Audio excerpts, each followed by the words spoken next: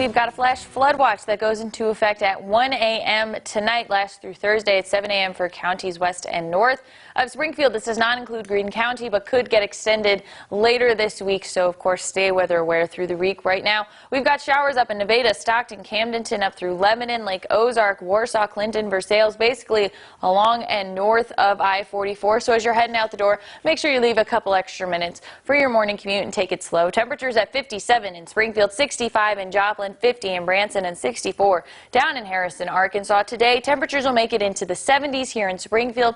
Could top off at 80 in our southeastern counties and down into Arkansas, where they see a little bit more sunshine. Temperatures will stay in the 60s north of I-44. We could see some showers pop up through the afternoon and then in through the evening and into the overnight hours.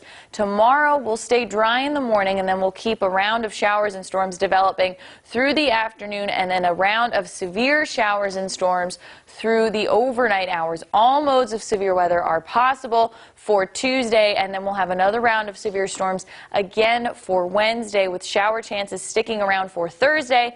Good news is we'll stay in the 70s throughout the rest of the 7-day. All right, Beth, thank you. Also making news now, a suspect is in custody and another is on the run after officers were called last night to investigate the call of shots fired. Once they got to the area of West Lois near Bass Pro, they found a male victim inside a home suffering from multiple gunshot wounds. That person was taken to a hospital in critical condition, but according to police, is expected to survive.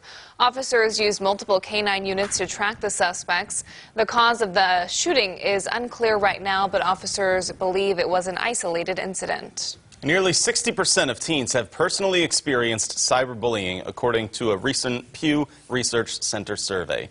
Springfield Public Schools is working on that issue on its campuses. In fact, SPS Middle School counselor Brian Vega says students are encouraged to tell an adult if they witness someone being bullied, and that the district also works to provide parents with tools for its children. I try to explain to parents that no, you don't have a right to look at your child's online stuff. You have a duty to make sure you are checking it. And for parents, it's recommended to know every social media platform your child is on, including their names and passwords. Keep in mind there's also apps available to monitor what your child is doing online. Some more local news to bring you. With so many shows and games for kids to play, it can be hard to get them excited about getting outdoors, but the Discovery Center brought a superhero in to help bring shows and excitement about the environment together. Captain Planet from the well-known show made a visit to the Discovery Center yesterday to interact with kids and teach a little bit about the environment. Kids, even if they don't know who he is, because there are a lot of kids that have come in today that they didn't grow up watching Captain Planet. Their parents do, and they'll start singing the theme song, which is pretty fun. But then those kids, I get a chance to talk to them about recycling and how we can help improve life here on Earth. Also coming up at the Discovery Center, the Princesses of 417 Land will visit soon to teach kids hands-on science lessons. We put crime into focus now this morning. A woman who was involved in a kidnapping incident earlier this month is due in Taney County Court for a bond reduction hearing. Christian Garbrecht is charged with kidnapping in the first degree, resulting from an incident in Branson when a motorist stopped police to report they had been kidnapped and assaulted.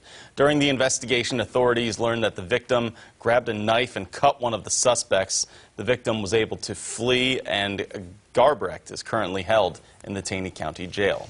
A man who was arrested in West Plains earlier this month after a shooting is expected in a Hell County courtroom this morning for a preliminary hearing. Charles Moorhead is charged with assault in the first degree, armed criminal action, and unlawful possession of a firearm stemming from an incident on April 12th.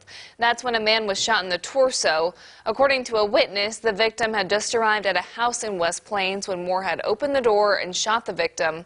West Plains police took Moorhead into custody just blocks from the crime scene later that evening. And a student from Monette High School that's been charged with making a terrorist threat to the school is due in a Lawrence County courtroom today for a hearing. He's Alejandro Gonzalez. He made that threat on March 11th on social media, you may recall. The school was placed on lockdown for about an hour as a result of that. Police made an arrest without incident and searched the property, and they found a weapon, knuckles, and spent ammunition. Gonzalez did cooperate with the investigation. And a Newton County man was arrested last week after trying to obtain gun parts from China despite being a convicted felon. Federal law enforcement tracked the package from China after it entered the U.S. Authorities then arrested Ling Li when he accepted the package. Aside from the gun parts, law enforcement found drugs and other gun equipment. Moving on to a traffic alert for you this morning. The Public Works Department will close lanes in the Branson Landing Boulevard roundabout starting today to repair the pavement markings. This project is expected to continue to the end of the day on Wednesday. Work will begin in the outside lane of the roundabout and work inward to the center island. You're asked to slow down in the work zone and, of course, be mindful of changing signs and workers in that area. Also in Branson today, the Branson Fire Department and the American Red Cross will begin the Sound the Alarm, Save a Life Smoke Alarm campaign. Officials will head to Parnell and Iserman streets to install free smoke alarms for anyone who needs them. A quick training session begins around 3 this afternoon, and they hope to be going door to door by 4 p.m. While the effort today will focus on just one neighborhood, a grant through the Taney County Senior Service Tax provides free smoke alarms to families in the area who cannot afford them. All right, here's what's up on CBS This Morning. I'm John Dickerson. Coming up, the unregulated sale of location data from millions of smartphone users, the potential security and privacy risks. Coming up on CBS This Morning.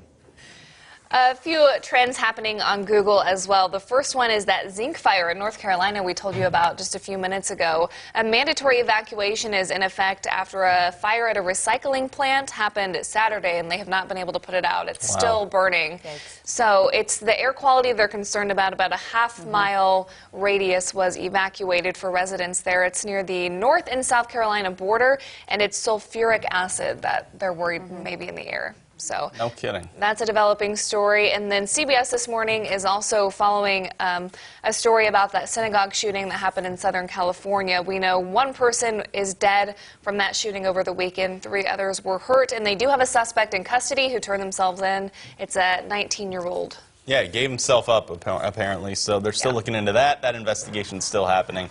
All things that we need to look at going forward. If you're just looking about what's happening in Springfield and the Ozarks, it is windy and cloudy. Is that the gist? You got it. Yeah. I'm going to go home. Today will be quiet, cloudy, couple of showers.